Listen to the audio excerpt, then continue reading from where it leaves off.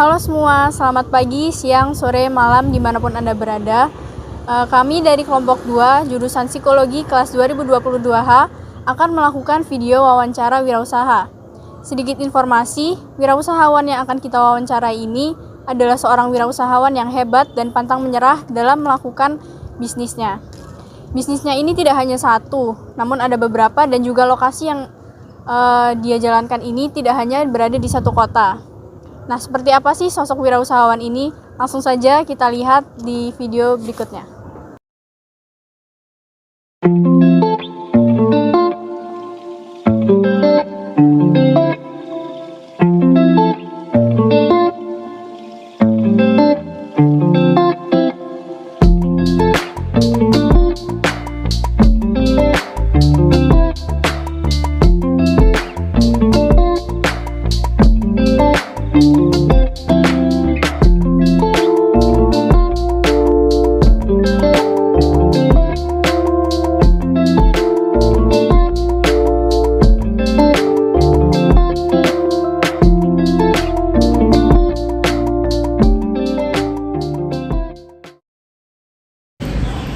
Assalamualaikum, selamat pagi Bapak. Selamat pagi, Assalamualaikum. Betul dengan Bapak Rahmat Wiono? Ya, betul. Saya Bapak Rahmat Wiono. Bagaimana kabarnya Pak, sehat? Alhamdulillah sehat. Di puasa yang ke berapa nih? 20 ya. Masih sehat dan masih kuat insya Allah. Alhamdulillah. Sudah dilancarkan semuanya. Baik, jadi Bapak Rahmat Wiono ini merupakan seorang wirausahawan yang menjalankan beberapa bidang usaha. Nah, Pak, usaha apa aja sih yang dijalankan oleh Bapak saat ini? Kalau bicara usaha saat ini sudah mulai fokus ya. Kalau awalnya dulu sejak tahun 90, jadi kita karena kita masih kuliah, masih di kampusin juga. Saya masih semester 5 saat itu. Kita hanya mencoba sembako dan khususnya saya itu adalah produknya telur. Kita punya kiriman telur dari Madiun yang bekerja sama dengan teman-teman kampus di berbagai kampus, ada 3 kampus yaitu. Jadi ada teman ITS, teman-teman UNER sama IKIP. Poskonya atau outletnya di Kedintang Barat, Kedintang Wiata itu. Jadi cuma berkembangnya waktu semuanya udah mulai berkeluarga, akhirnya kita pisah sendiri. Nah, akhirnya kita jalan sendiri, kita coba untuk memulai dengan yang lain. Pasangannya sembako, selain telur ada beras, ada gula, ada minyak, ada susu dan sebagainya. Dan itulah kita mulai tergerak untuk memacu untuk lebih besar. Karena ada unsur-unsur kebutuhan ya. Jadi kita juga sudah berkeluarga, kita juga sudah punya anak, kita butuh tempat tinggal, dan itu memacu kita. Tidak sekedar untuk jualan itu aja. Nah, sampai akhirnya kita menemukan titik di mana kita itu bisa fokus dan berkembang. Itu kita jalani tahun 90 sampai 2017. Nah, di sela-sela tahun itu di 2011-12 itu kita sudah mencoba menata produk baru yang sangat berkait dengan sembako, kuliner. Nah, di kuliner inilah kita buka namanya catering. Nama catering pertama kali adalah Maidah Catering. Kenapa saya katakan Maidah? Saya dulu belajar bahasa Arab. Maidah itu artinya hidangan, udah hidangan aja. Nah, kita buatkan itu. Ternyata sekarang juga ada Maidah yang terkenal, yang punya kikah itu. Nah, kita tidak begitu punya ilmu untuk berkaitan dengan jaringan, tapi fokus kita di sembako itu. Maidah itu hanya insidental aja, karena kita juga baru mulai belajar. Itu belum punya pekerja. Kita punya pekerja satu itu di sembakonya. Jadi kita punya pekerja satu sembako itu kenapa kita bisa agak banter, karena kita berani menyisihkan tenaga waktu untuk delivery. Jadi kita datang ke toko, kan banyak orang yang kadang-kadang para outlet toko-toko di kampung itu kan kalau pulang di pasar jalan dia, kita beritahu jenengan saya kirim, sampai saya kirim, beranya kirim, tenaga gula semua kita kirim. Jenengan akan dapat keuntungan waktu sudah kita bantu tenaga, kita bantu, bahkan operasional juga banyak kita kurangi. Alhamdulillah itu mulai berjalan. sampai 2017. Nah 2017 itu kita gantikan orang, kita pasangkan orang karena saya mau ngopeni apa tadi kuliner tadi. Nah itu 2010 berjalan. Tujuannya yang sembako kita pasangkan ke orang lain karena kita udah nggak punya tenaga waktu, kita megang di kuliner ini. Nah di kuliner ini karena lebih, menurut saya itu lebih banyak kemanfaatannya untuk SDM. Jadi saya buka namanya warung pecel Madiun. Saya kasih khusus karena saya orang Madiun ya, namanya warung pecel Madiun alas daun. Jadi daunnya ya daun pisang. Jadi kan ada daun jati, daun apa ini kita kayak daun pisang dan cukup asing di sini. Wong jualan nasi pecel kok dikasih alas. Akhirnya alhamdulillah kita bisa narik pasar. Saya bilang kita tidak bungkus daun. Kalau bungkus daun itu mahal daunnya. Di Surabaya kan jarang ya daun pisang. Paling nggak beli. Akhirnya kita buat alasnya itu. Jadi kita bungkus, dikasih alasnya, kasih itu. Kita buka pertama kali di depan kampus 2010. Depan kampus di pojokan dekat kuburan itu. Kita ngontrak 2 tahun. Yang di Telkom tuh, sekarang kan digusur semua itu. Itu baru yang bisa dulu digusur nggak bisa. Baru digusur 2 tahun ini. Setelah itu digusur, kita buka di rumah di Keditan Baru. Di sana kita buka juga, kita sewa rumah agak besar. Saat itu masih 50 setahunnya. Rumahnya terbagus di Keditan Baru. Kita buat warung pecel semuanya dan satunya outlet butik. Ya, jadi kita karena kebetulan anak-anak saya itu kita ajari saat itu untuk jadi orang yang tidak ikut orang. Jadi maka buku yang saya baca itu bukunya Chef Senduk. Nah, itu dikasih oleh bapaknya beliau. Dikasih buku suruh baca, judulnya Jangan Jadi Orang Gajian. Chef Senduk. Nah, akhirnya anak-anak itu kelas 5, kelas 2 SD, 3 SD sudah bisa usaha semuanya. Bahkan ketika kelas 3 SMA sudah punya kerja 5 untuk produk es dasar saat itu. Es dasar itu es cuma Rp1.000. Gula asli, tagline-nya gula asli bergizi. Itu alhamdulillah ISIS. Itu awalnya, Pak. Terus kalau apa lagi? Kenapa Bapak memulai usaha ini kan dari mahasiswa ya Pak, Ya. benar. Terus kenapa sih Bapak memilih usaha yang pertama itu usaha yang sembako, lalu yang kedua ada usaha di kuliner, lalu yang ketiga Bapak tadi bilang ada yang di bidang butik. Itu kenapa sih Pak alasan Bapak memilih usaha kalau tersebut? butik itu sebenarnya apa ya istilahnya? Idenya anak saya. Jadi mungkin dia kan mahasiswa awal tahun 2010 itu kan.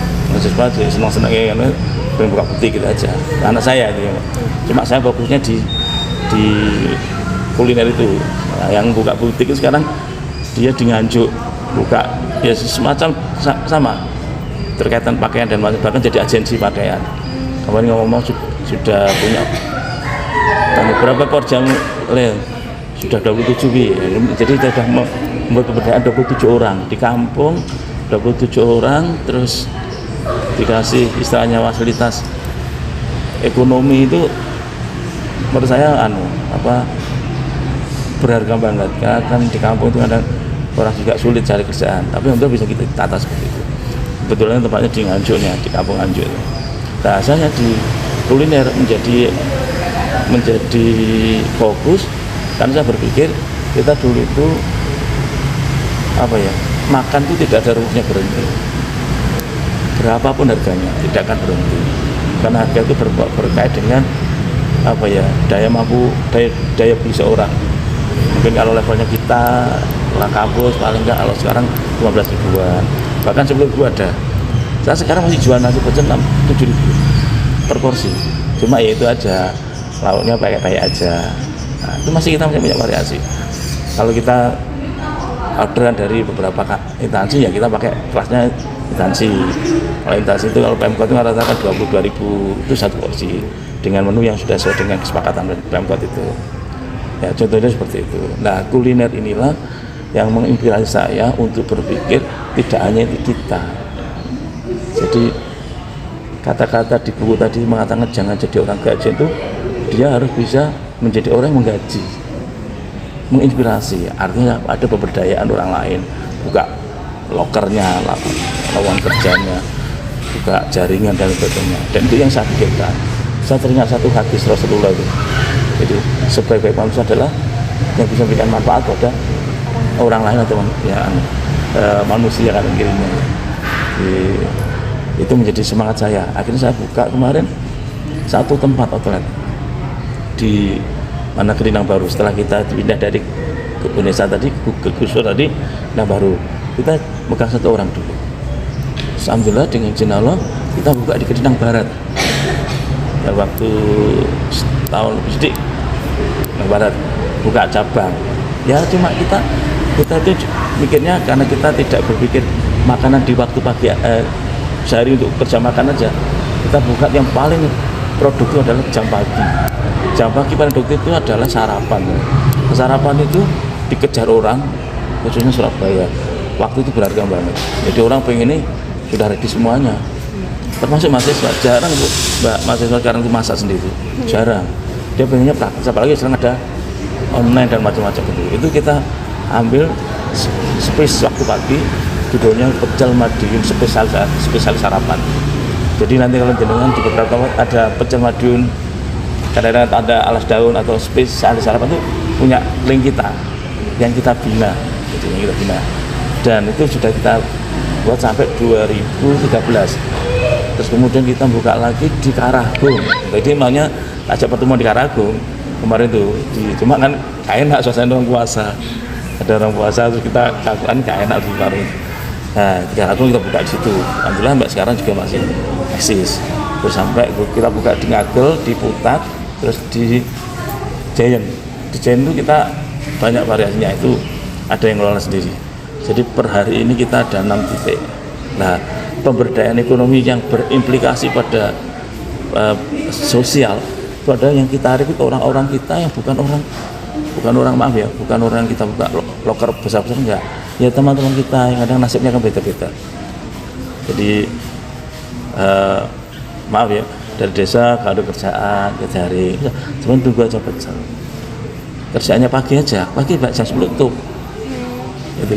Nah cuma di beberapa tempat sudah mulai melirik, ini tutup eman kontraknya Pak, eman sewa akhir dibuka malam, seperti di depan kampus ini yang agak depannya Kampung Stik itu ada pecel Madiun. Kalau jam 11 namanya penyetan Neng Yayu, jam 11 malam apa pagi itu penyetan, itu yang pekerjanya laki-laki semua. Nah laki-laki ini 2, wanitanya 3. Jadi prinsip saya ketika kita buka di titik itu adalah ada orang terberdayakan di situ, dan kerjasama dengan kita bukan kalau dulu ini sistem gaji ya, sekarang enggak. Jadi orang biar punya semangat, maaf ya, saya harus berkomunikasi dengan kalimat saya sendiri supaya dia juga jadi bukan jadi pekerja, dia harus jadi jadi semi juragan juga. Jadi kita kasih kerjasama awalnya mungkin kita dari kita semua ya, kadang rombong dari kita, kadang semua produk dari kita.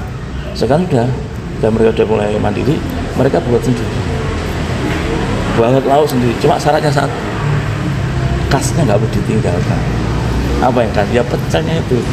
Jadi saya buat bumbu saya sendiri.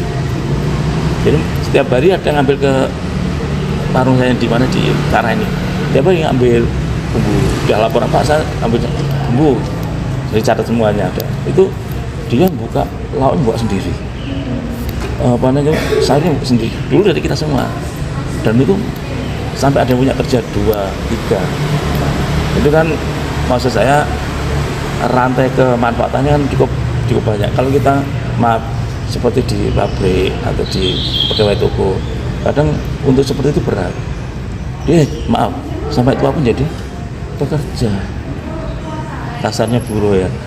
Jadi pekerja itu ya kita kena waktu usia itu mesti semuanya akan menurun, rambut memutih, wajah berkerut, cekung dadanya dan kurus tubuhnya, kan gitu. Itu lagi gomblo itu. Artinya jatuh keterbatasan mulai jalan. Nah, kalau kita swasta, bisnis, usahanya sekedar untuk bisa makan, tempat tinggal berat. Kecuali orang-orang yang PNS, itu juga punya pensiun. Kita harus punya udah punya pensiun di awal, apa caranya menciptakan produk untuk bisa passive income di saat kita sedang tua. Jadi duduk bisa punya pemasukan. Nah, pekerja itu diajari seperti itu. Nah, ini sudah kita rancang, alhamdulillah kita punya produk. Nah, ini yang jadi setiap titik-titik kita yang kita buatkan outlet itu sudah nggak buat sayur sendiri, sudah mereka kita bebaskan buat lauk sendiri, masak sendiri, bahkan labanya lebih besar. Dia cuma beli di kita di sini. Dan ini akadnya. Jadi silakan buat, pokoknya sampelnya dari kita.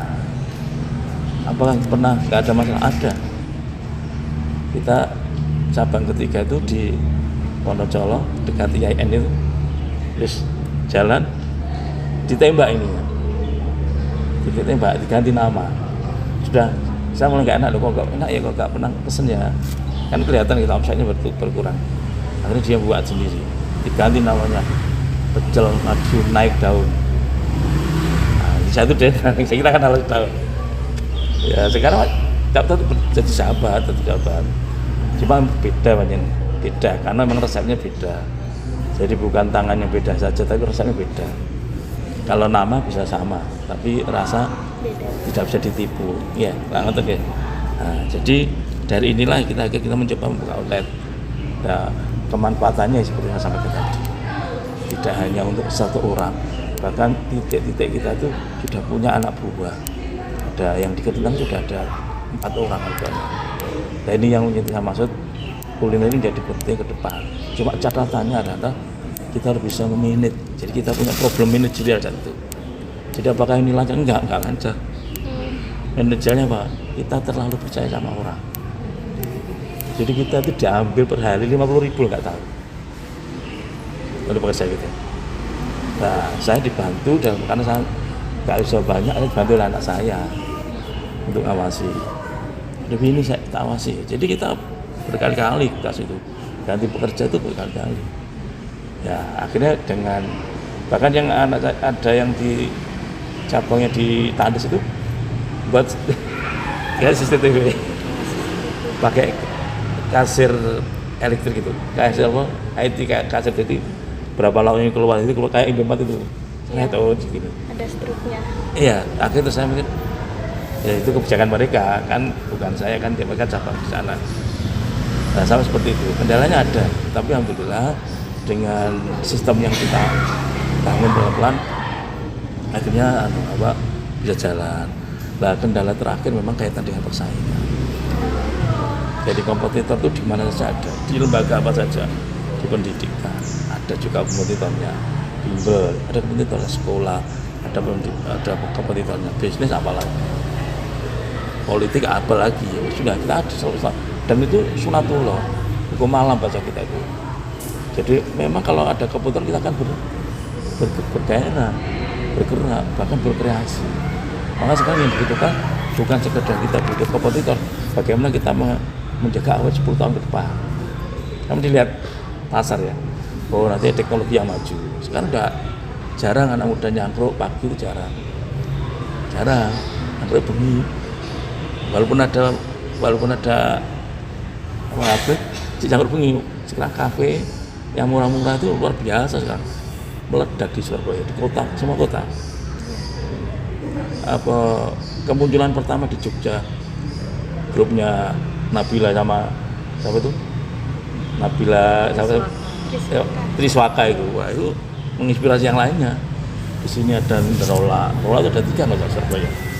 Dan banyak. Dan itu mulai tren dikasih live musiknya. Saya bukan bicara musik, saya bicara tentang progres perkembangan. Ternyata muda itu sudah banyak di mana-mana. Nah, kembali ke yang saya sampaikan tadi, ya salah satu kendalanya manajerial itu Pak. Akhirnya kita membuat pengetatan dalam arti SOP, dan ada sisi-sisi lain kita harus agak tega, karena bisnis itu kita tidak memikirkan satu pekerja, bisnis memikirkan yang lainnya. Ini yang terpenting. Jadi insya Allah doakan kita bisa ada yang buka 2 tempat di Kupang, Gunung Cikupang. Kemudian sudah deal tempatnya. Di sana itu 2 tahunnya 24 masih murah, 24 juta. Jadi kita ada kerja di sana, ada 2 orang tidur di sana sekalian, suami istri, bukanya 24 jam. Karena istrinya buat yang makanannya, yang malam buat warung kopi. Itu mengkloning di beberapa tempat. Karena kalau siang jarang lagi ibu ngopi, nggak mungkin kan malam itu. Nah, kita punya kumpulan orang-orang namanya Kopilan, kelompok pedagang pinggiran. Itu sempat meledak tahun 2018. Saya kumpulkan sama masuk media. Bahkan ada pihak bank datang ke saya, Pak Rahmat, saya bantu berapa anak buah? 50, tak bantu 50 outlet, tak biayai semuanya. Kan saya nggak mau. Nggak mau. Ini jalan apa adanya aja. Nah, di kedua nanti buka di Lembah Rolak di LR itu sini sebelahnya Kendang Barat paling selatan nomor 1. Ada Lembah Rolak kemarin nawari kita kalau mau diisi. Jadi kita tuh bukan istimewa Mbak, paling stand sewa kita cuma 1 juta. Modal kita di pecel itu modal isi 500.000. Modal isi ya, bukan perangkat ya. Kalau berangkat paling nggak 1 titik itu sekitar 10. Ya berangkat ada rombong, ada perlengkapannya dan macam-macam lah. Sorry, branding macam ini sekitar 10 juta. Rata-rata segitu. Dan itu alhamdulillah kalau untuk kita yang kecil-kecil gini ini untuk kampung itu lumayan kita bisa paling nggak kita pegang 150.000. 3 jam Mbak, 3-4 jam lah kita buka setengah 6 ke jam 6 paling lama. Jam 10 udah tutup. Yang lain bisa untuk garap bumbu yang sifatnya online, yang tidak langsung mateng gitu. Cuma belajar. Dan kembali kita mengedukasi, mengkucing teman di saudara di Probolinggo. Mungkin jenengan buka di YouTube pecel Mbah Sri. Kenapa pecel Mbah Sri? Dia gak males daun, terserah. Kita ajari semuanya. Dia sekarang omsetnya tiap minggu itu bumbunya aja itu 50 kilo. Ini loh, ini cuma ini 1 kilo seberapa tuh? Dia tiap minggu 50 kilo, 50 pak ini. Alhamdulillah dia memang pintar lewat TV barang iklannya, CTV atau apa itu, Global TV nggak salah, apa? Sangat jarang lihat TV. Nah, itu bagus sebenarnya. Dan awalnya dia nggak punya keahlian bab itu, kita ngajari notomin dapat jari pekerjaannya udah 7 orang. Jadi sudah cinta sama maksud seperti itu. Jadi kemanfaatan itu tidak hanya jatuh di personal kita aja. Ya kan sampaian, nggak sampai nggak bisa berkembang dan itu dikasih space. Jadi kalau di tempat-tempat lain kadang-kadang ada orang berpikir bisnis tidak dikasih space. Gue nyanyi, saya nggak mikir gitu, saya itu rezeki ada yang ngatur loh. Jadi belajar sambil di saya, tak kasih resep persis, saya nggak rugi. Karena yang gerakan hati beli itu ya Allah SWT. Cuma kadang-kadang walaupun resep persis, tangannya beda, ya kan? Lombok sama-sama 1 kilonya, atau gula sama 1 kilonya. Ketika ditemukan belum tentu rasa sama yang dia gula kelas murahan. Lombok juga lombok yang berlalu, ya kan dia beda juga. Contoh-contoh kecil gitu. Baik, Pak. Berapa sih Pak modal awal yang Bapak keluarkan pada saat awal sekali sebelum menjalankan usaha ini yang sangat berkembang seperti saat ini? Berapa modal yang diperlukan? Kalau di pecel itu modalnya nggak terlalu banyak. Pada tahun itu, tahun 2010, kurs kita kan dolar masih 12.000 bulan. Jadi kalau kita angkakan saat itu 1 outlet 2010 itu sekitar 3,5 juta, 1 outlet itu sudah lengkap. Karena rombong itu masih harga 1,5 juta, bagus. Bajunya sudah bagus 2010 itu. Sekarang rombong paling tidak 4,5 juta.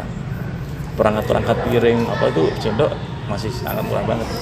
Belas juga murah. Kacang saat itu masih 18.000 1 kilo. Sekarang kacang 32.000.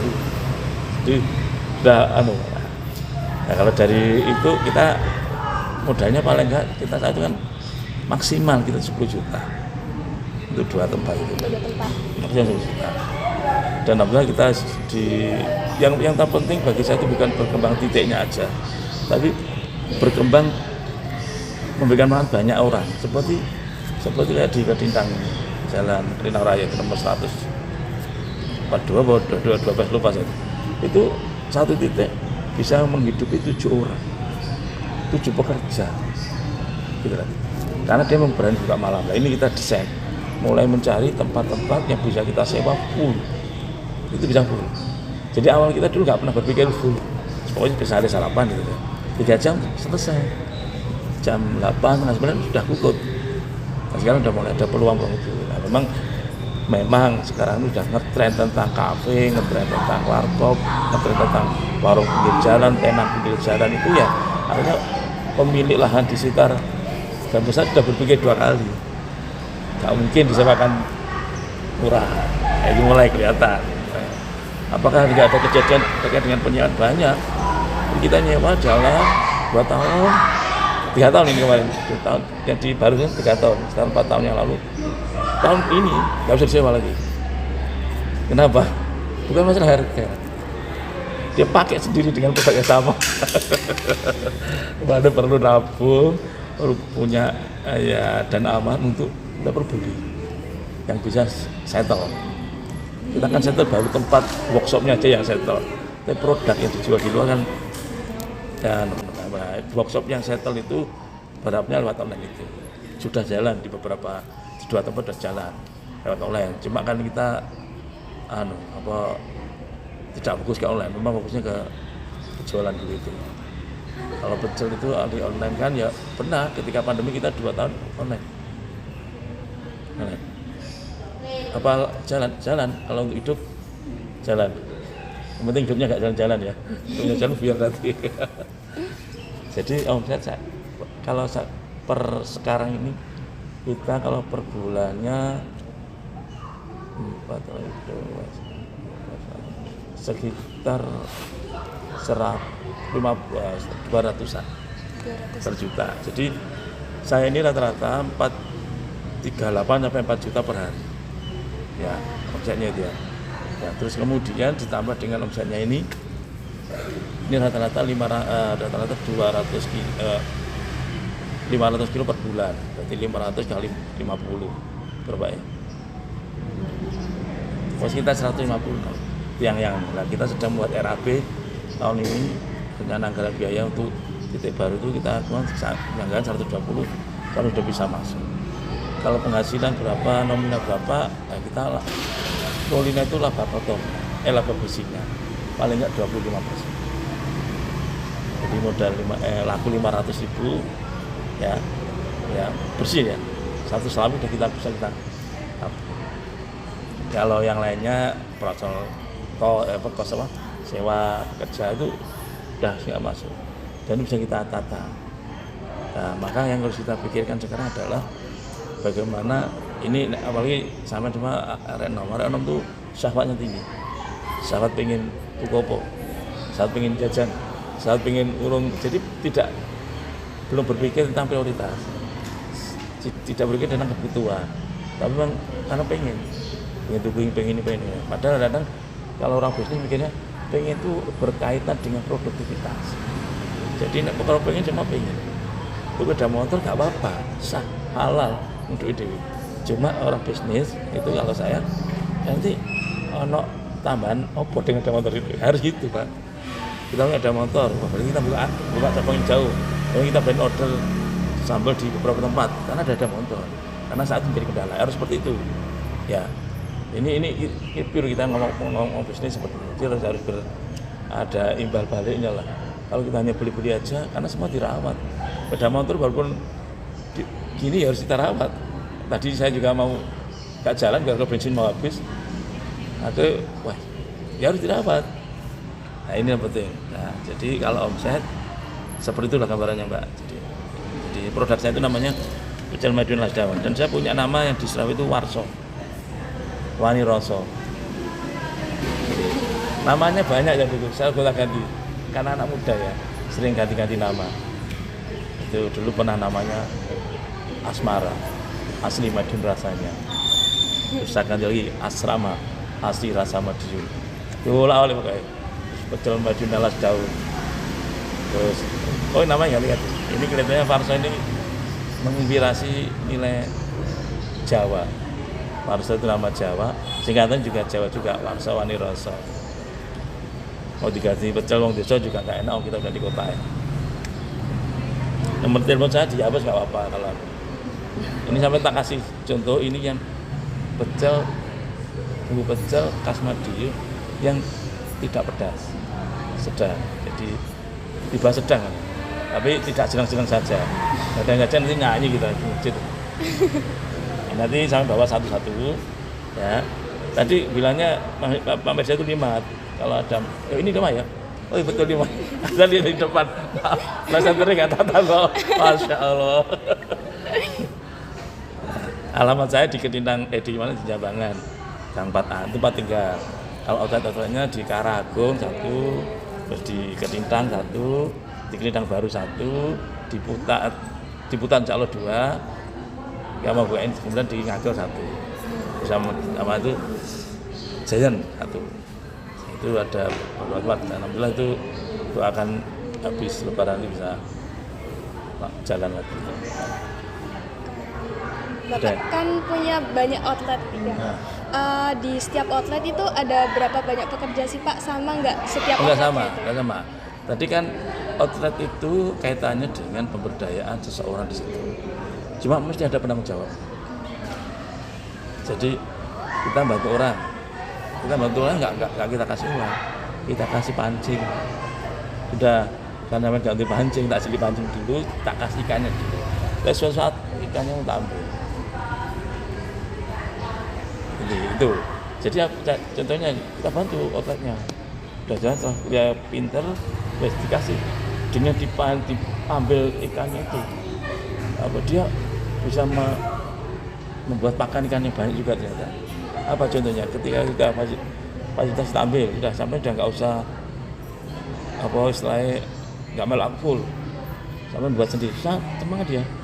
Lauk itu ada 12 lauk. Mulai lauk, mulai pauk, berarti ada 2 lauk dan pauk ya. Jadi ada apa? Telur itu ada 4. Telur Bali, telur goreng, telur ceplok, telur dadar, telur asin. Nah, kemudian ada empal, ada ayamnya ayam goreng, macam-macam lah. Terus lauk pendukung atau pendamping itu seperti tempe, tahu itu biasa selalu ada lah. Nah ya itu ada. Itu mereka sudah mulai buat sendiri. Berapa lah banyak. Jadi kalau kita di stok dari usaha dari kita, mereka agak minim. Ketika mereka dikasih kewenangan buat sendiri luar biasa. Bahkan berkreasi. Di Ketintang itu lauknya lebih banyak daripada saya. Luar biasa, ada macam-macam. Nah, cuma saya ngasih kode etiknya 1. Ini nggak boleh ditinggal. Jadi ini rahasia. Kalau nggak mau ya dikelendek ya ke stiker ini. Alas dada dirangi ganti alas dada gitu. Alas dada beda motoran alas dada. Jadi pekerjanya beda-beda. Kalau di Ketintang ini orang kreasi dia buka 24 jam. Kalau puasa 24 jam. Jadi liburnya jam 4 pagi sampai jam 6 tuh koledonnya bersembunyi menata pasukan. Baru jam 6 buka lagi sampai nanti malam. Gitu. Karena memang kerjanya banyak. Beda-beda. Itu kewenangan mereka. Dan memang ini teorinya semua berlaku. Siapa yang bergerak bersungguh-sungguh dia akan mengetahui peluang. Peluang itu kan maksudnya perlu uang. Bisnis kan perlu uang kan gitu. Nah, maka di Quran itu jelas waladina jahadu finala nanti yang sebulana wa innallaha lama musim. Dan orang-orang bersungguh-sungguh jalan akan kami tunjukkan jalan itu. Prinsipnya temenan, kesungguhan. Ya, kalau bisnis maaf ya, terus kayak bayi sini enggak gitu. Bisnis memang harus dirancang.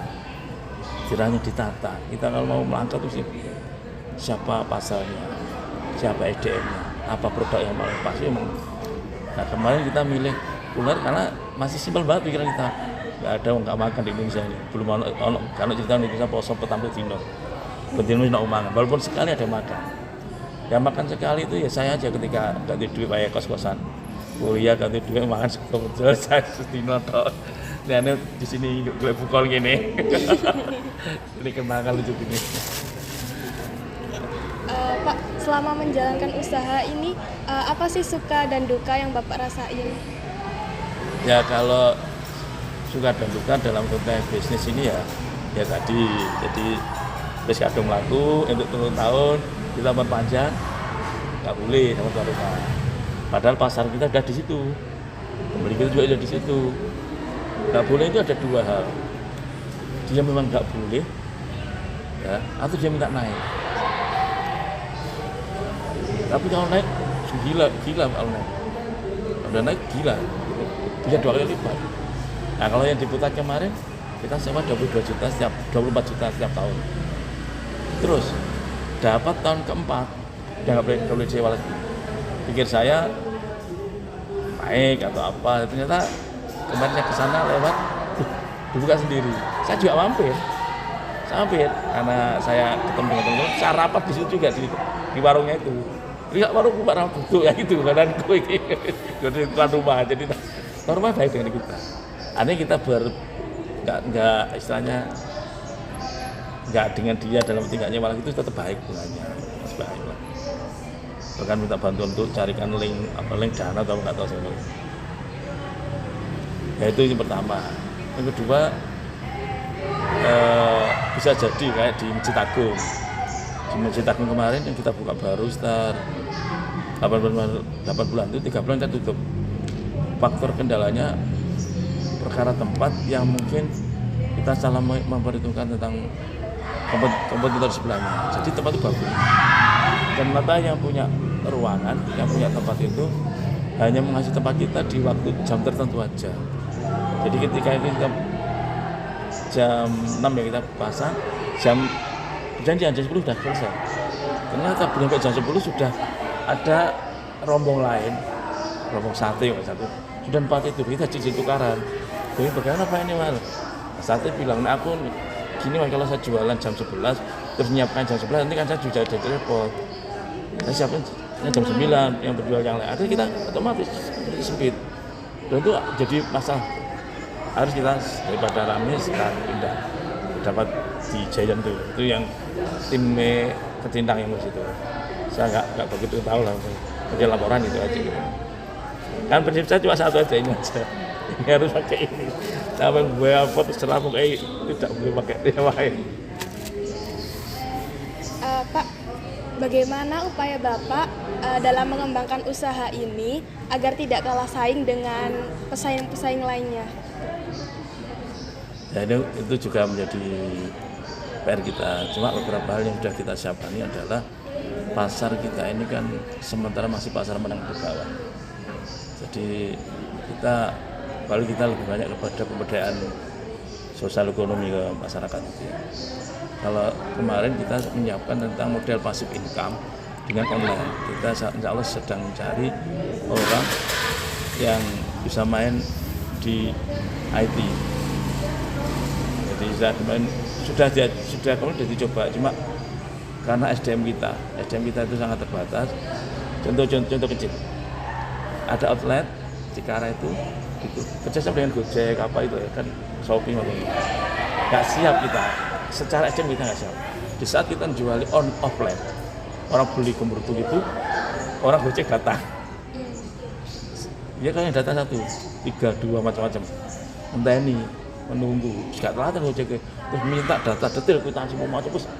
Nah, kerja saya itu kan, ya maaf, rata-rata sudah sepuh sesep tambah ampuh. Jadi umurnya 40, 50, jadi kan udah gitu loh. Nah itu gak telaten. Oh Mas, aku tak jual yang ini loh, yang udah ditunggu di depan. Orang udah nujak tadi, terus online datang. Kok orang bisa jadi ribet. Kerja sementara saya putuskan itu setahun berjalan. Ricuh, kurang nyaman. Nah kita tata aja dulu manajemennya, nanti dibuatkan tim khusus. Tim khusus memang khusus melayani yang itu, yang maunya dulu itu kan tambah wakil itu. Ternyata ketika kita ketemu dengan 2 pintu yang berbeda, situ pintu offline, situ pintu online, itu ternyata ribet. Kita nggak punya tenaga, kita nggak punya SDM yang bisa main dua-duanya. Dan sementara orang makan di situ pengennya cepet disuruh menunggu dikasih teh, udah itu kita juga nggak telaten mereka itu. Ya pengen karena sarapan itu semua coba pengen cepet gitu. Ada yang mau kantor, ada yang mau anak sekolah, macam-macam itu. Paling kalau minggu kita repot.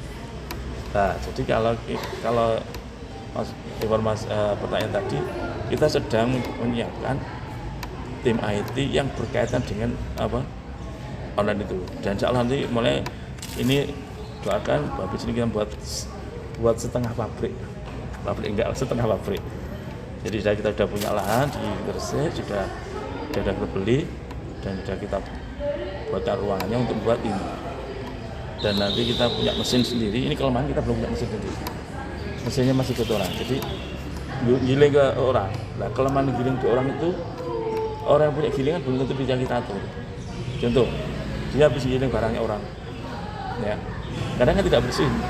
Jadi nggak bersih, ada tersisa bawangnya, tersisa kencurnya, tersisa apanya itu dia nggak mau bersihkan. Mas tidak mau bilang ya ini giling sini aja. Nggak usah rewel kan. Nah, akhirnya kita coba ya, tapi ya, berpengaruh. Pernah terjadi pengaruh komplain dari pelanggan, Pak sambal kok ono bau ini kencur itu. Padahal kita nggak pakai kencur, kita nggak pakai kencur, waktu itu nggak pakai kencur. Jadi kalau pakai kencur nanti khasnya sudah di tempat lain, berdiri ngaco itu pakai kencur. Nah akhirnya kita berpikir, wah berarti kita harus pertahankan mutu ini dengan beli mesin. Alhamdulillah sudah ada mesin yang, karena kenapa kita tidak beli mesin sekarang? Ini pertama efektivitas, kedua ruang kita di tempat kita masak itu berhimpitan dengan tetangga. Kan mesin itu kan suaranya keras, yang diesel berebut di pasar, jadi kalau digilingan tuh bising. Nah, kemarin kita ada menemukan mesin yang pakai adaptor, tenaganya nggak bensin, nggak BBM, tapi listrik. Tinggal tombol detek, nggak ada suaranya, udah jadi ya betul. Jadi kalau sampean pengen jadi orang pendiam, masuk di mesin itu, nggak ada suaranya, diam itu. Sudah jadi itu sudah lihat, ya harganya agak lumayan lah. Ya doakan nanti kita besok habis hari ini kita running semuanya nih. Jadi biar daya kompetitornya bisa bagus. Dan kita sangat dibantu dengan tim online-nya dari Probolinggo yang cabang itu, dia sangat bantu. Merasa kita berjasa dengan mereka, tak bantu. Termasuk desain-desain harus dibantu. Tapi insya Allah dengan daya dukung lokasi baru, tempat workshop baru itu ya, terus punya penggilingan sendiri, itu insya Allah akan lebih terjaga lah. Dan pesan saya adalah itu tidak mungkin yang laksanakan saya semuanya.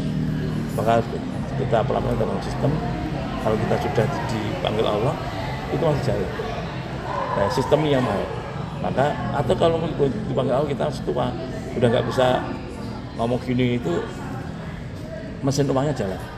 Jadi istilahnya pasif income itu tetap jalan. Nah, ini dibutuhkan doa-doa sampai ini. Jadi kan orang muda itu kalau semangat kan mudah terkabul, sing gak terkabulnya gak semangat. Karena yang semangat itu hanya pemuda mesti.